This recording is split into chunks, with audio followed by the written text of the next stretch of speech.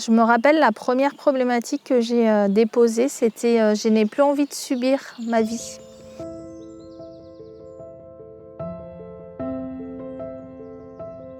Moi, j'ai le sentiment de subir ma vie, donc de ne pas en être ni le maître, ni de choisir. Je suis la conférence de Mylène qui est d'environ 2 heures et à la fin de cette conférence, il fallait absolument que je m'inscrive. Je ne savais pas par quels moyens, etc. Mais je sentais qu'il fallait que je m'inscrive. Pourquoi? Parce qu'à l'intérieur de moi, c'était vraiment, comme je le dis souvent, c'était la danse de la joie. Je sentais une forme d'excitation très forte. Fais-le, enfin vas-y, c'est là. En fait, c'est ça qu'il te faut. Et j'ai cliqué et l'aventure a commencé très rapidement. Je m'appelle Morgane, j'ai 32 ans. J'ai un petit garçon de 3 ans et demi, bientôt 4 ans. J'ai quitté récemment mon poste de salarié pour créer mon entreprise du cœur. Aujourd'hui, en fait, pour moi, tout est possible. Donc du coup, c'est-à-dire que tout ce que j'ai envie d'entreprendre ou d'avoir, je peux l'entreprendre et je peux l'avoir. Et le fait que tout soit possible, ça rend la vie plus magique, en fait. Je me sens entière.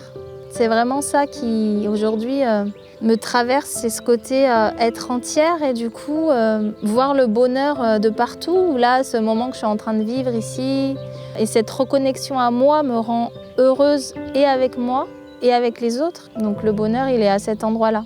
Il est vraiment à l'intérieur.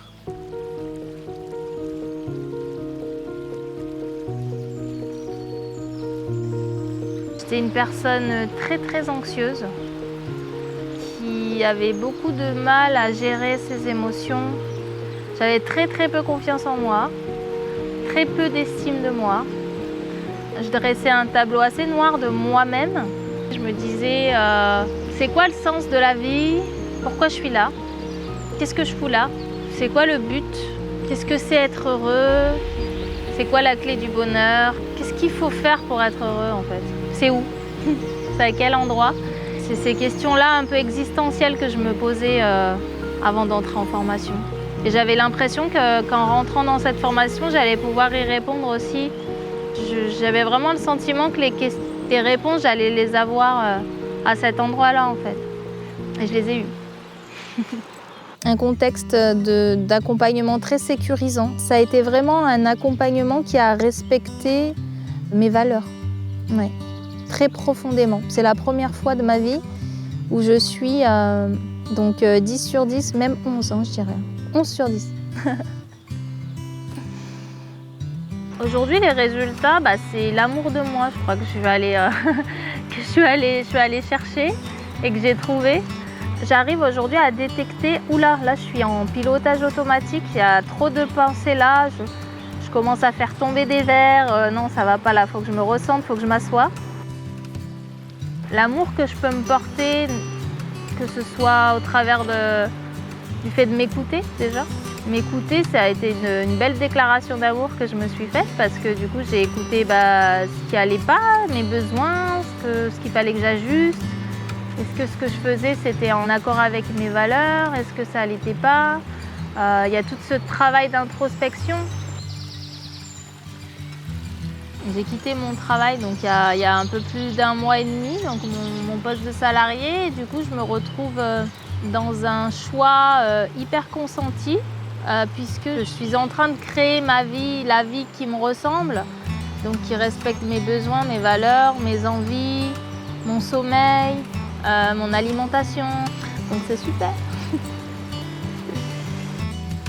Pour moi, une vie alignée, c'est une vie qui répond au message de notre cœur. Ce que dit notre cœur, on va plutôt suivre ce que dit notre cœur plutôt que ce que dit notre tête. Et je trouve que c'est là où l'alignement, il est waouh. Voilà. Le processus de changement, c'est vraiment se dire un oui non négociable. Je me dis oui et c'est pas négociable. Donc du coup, en faisant ce chemin-là, de se dire oui, et c'est là où le processus de changement opère Et c'est vraiment dans le passage à l'action. Et ça, Mylène nous l'a répété et maintenant je l'ai intégré. Mais ça vaut le coup de faire ce passage-là. Ça, c'est clair et net. Et j'en suis convaincue.